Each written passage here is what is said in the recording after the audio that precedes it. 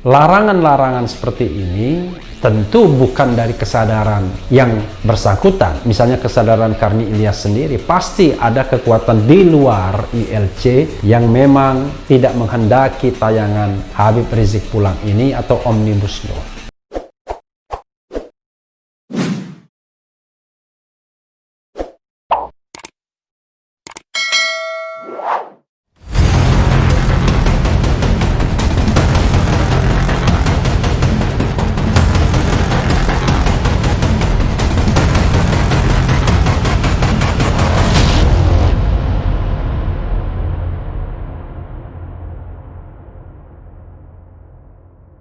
Assalamualaikum warahmatullahi wabarakatuh, Sobat RH sekalian.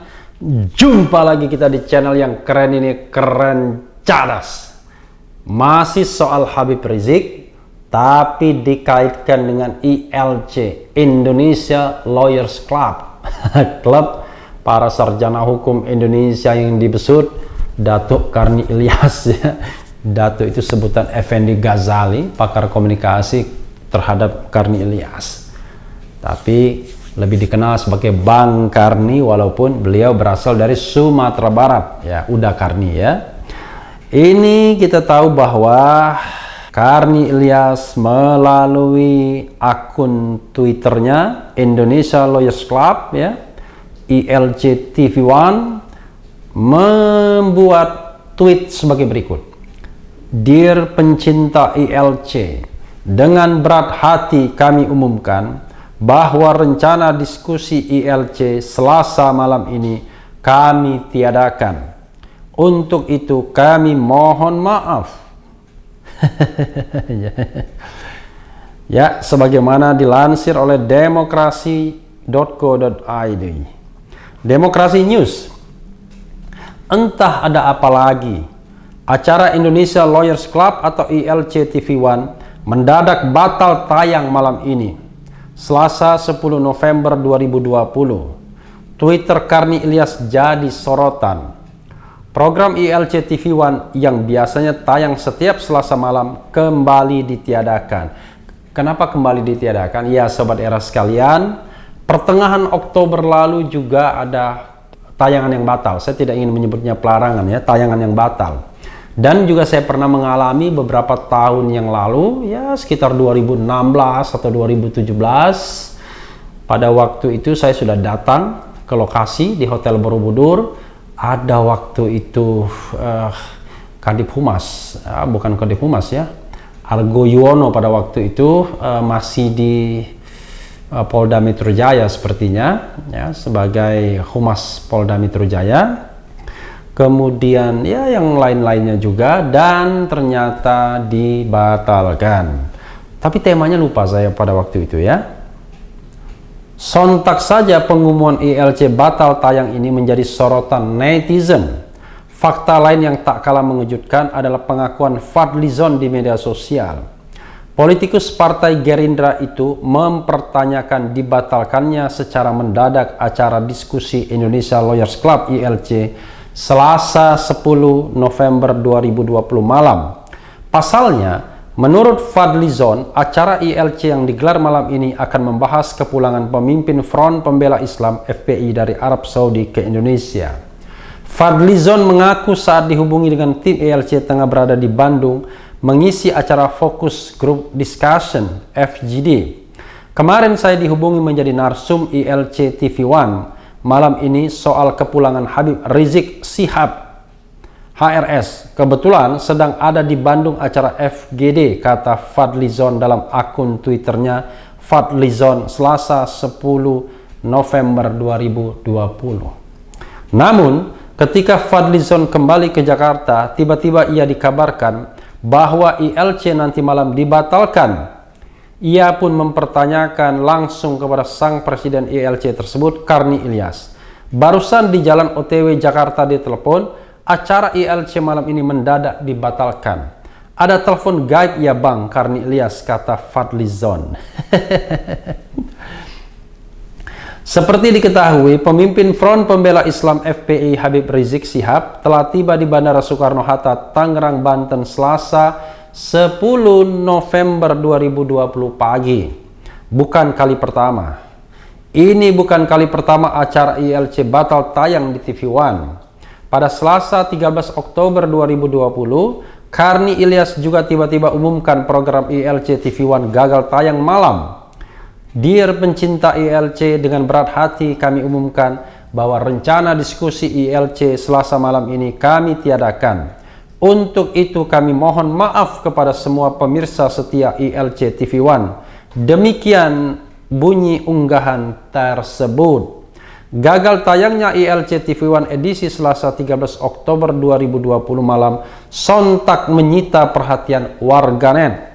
Apalagi saat itu banyak isu-isu menarik yang layak untuk diulas di ILC TV One. Salah satunya terkait pengesahan Omnibus Law Undang-Undang Cipta Kerja. Berikut beberapa komentar warganet. Dari Ibnu Qasim, berat rasanya ingin diskusi Omnibus Law, hoax yang beredar, jumlah halaman RUU, aktivis kami yang ditangkap, dosen yang dipukuli, atau COVID yang melanda karena aksi demonstrasi. Bujaswanaras, begitu tinggikah tekanan untuk membuka kebenaran informasi Pak Karni Ilyas, atau memang memilih diam tak bersuara menjadi jalan penyelamatan? Konan IDN, biasalah kalau sudah genting Karni Ilyas ILC TV One tiarap, apa ada tekanan? Kalau media saja tidak membantu rakyat suarakan kebenaran, jangan harap akan perubahan. Media TV rame-rame kadang gunakan demo anarkis segala. Padahal semua itu ada gara-gara yang buat undang-undang yang bikin gaduh. Ini komentar soal itu ya, soal Omnibus Law.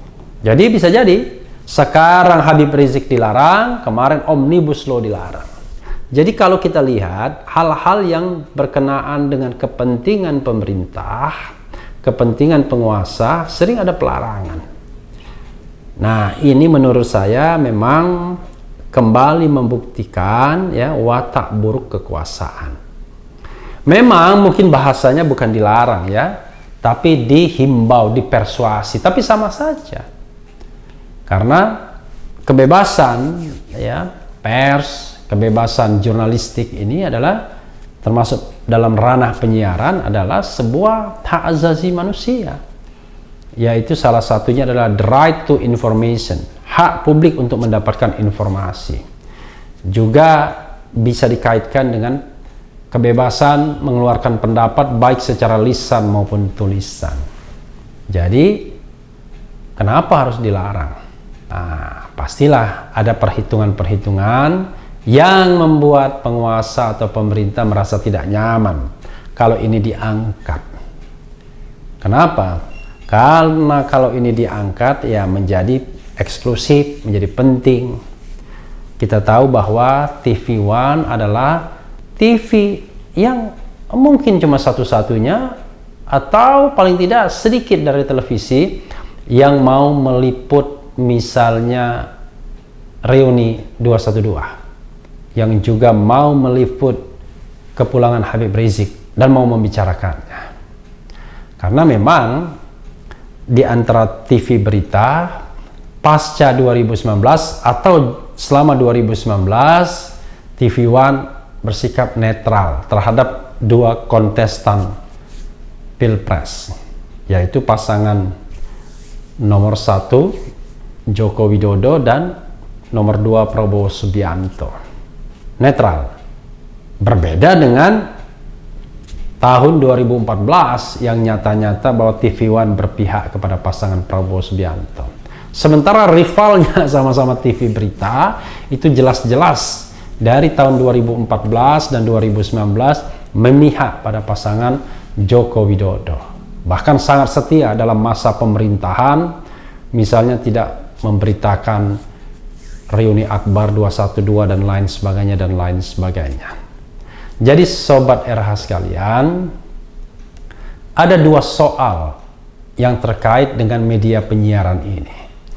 Pertama, intervensi kekuasaan. Yang ketiga, sikap media itu sendiri. Kalau kita bicara intervensi kekuasaan, intervensi itu tidak mesti dengan melakukan tindak kekerasan katakanlah menggunakan sebuah kekuatan koersif, kekuatan yang menekan. Tapi bisa juga dengan kekuatan perkawanan, perteleponan ya. Kita tahu bahwa Karni Ilyas sangat dekat dengan kalangan istana. Coba lihat interview yang dilakukan awal-awal, ya kan? Semua dengan kekuatan istana, dengan Menko Polhukam Mahfud MD, dengan Menko Maritim Luhut Binsar Panjaitan. Walaupun ada juga interview dengan kubu sebelahnya, yaitu Gatot Nurmantio. Ini menunjukkan, Sobat Era sekalian, ada kedekatan, ada perkawanan. Nah, biasanya saya ingat kata-kata salah seorang hakim konstitusi. Dia kalau uang, dia mungkin bisa menahannya. Tapi kalau hubungan perkawanan ini yang sulit untuk ditolak. Saya tidak tahu dari mana masuknya. Apakah masuk langsung kepada pemilik TV One, apakah masuk ke Pemret TV One Karni Ilyas, sekaligus pembesut acara Indonesia Lawyers Club, yaitu urusan dapur antara TV One dan ILC. Tapi sikap lainnya selain tadi dari sisi penguasa, Sobat Era sekalian, adalah sikap media itu sendiri. Jadi orientasi media tersebut memang ada media yang netral independen dan pendukung teorinya juga banyak. Tapi ada media yang memang partisan. Ya, di zaman dulu misalnya di zaman pemilu 55 kita tahu bahwa banyak sekali media-media partisan dan bahkan memang media partai seperti Abadi miliknya Masyumi, kemudian juga ada media-media lainnya. Tapi ketika media itu mau dihidupkan lagi ke era Orde Reformasi ini ternyata tidak berhasil juga. Media-media partisan yang cetak hilang. Tapi jangan lupa, media yang non-partisan pun hilang juga kalau dia printed media, karena trennya sekarang adalah audiovisual, media elektronik. Nah, kalau kita beranjak pada media elektronik, inilah persoalannya. Ketika perhelatan Pilpres misalnya, yang mempertandingkan dua pasangan calon, banyak sekali media-media yang ya secara sadar melibatkan diri dan memihak kepada salah satu pasangan calon. Bahkan awak medianya juga dimobilisasi, dijadikan calon, dijadikan juru bicara dan lain sebagainya. Sehingga publik tidak mendapatkan sebuah informasi yang independen lagi, tapi sudah informasi yang memihak. Informasi yang memang dibuat, didesain sedemikian rupa agar menguntungkan pasangan calon yang dijagokan. Nah, dua watak itulah yang terjadi, Sobat Era sekalian. Mungkin ada watak koersif dari kekuasaan, tapi juga ada keberpihakan dari media. ILC sebenarnya menunjukkan kinerja yang baik. Di tengah perseteruan antara cebong dan kampret misalnya, ILC memilih untuk berhenti tayang selama Pilpres. Tahun 2014 juga begitu. Setelah tayang beberapa kali kemudian berhenti tayang. Tetapi larangan-larangan seperti ini tentu bukan dari kesadaran yang bersangkutan. Misalnya kesadaran Karni Ilyas sendiri, pasti ada kekuatan di luar ILC yang memang tidak menghendaki tayangan Habib Rizik pulang ini atau Omnibus Law. Jadi Sobat Era sekalian, mudah-mudahan fenomena ini tidak berlanjut, karena kalau berlanjut ini adalah tanda-tanda yang buruk bagi demokrasi kita.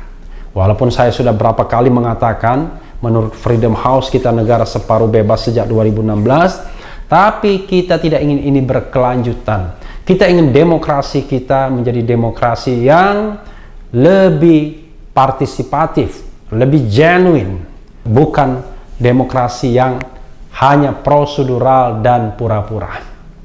Ya, Sobat Era sekalian, mudah-mudahan tidak terjadi lagi pelarangan terhadap ILC dan program-program lainnya. Yang penting tetap di channel ini, karena di channel ini Anda akan dirayu, ditipu, dibaperin, dicecar, diuber pula di jalur khusus. Karena channel ini adalah channel yang mengancam, memeras, dan membenci. Jangan lupa subscribe, like, comment, and share. Cheers!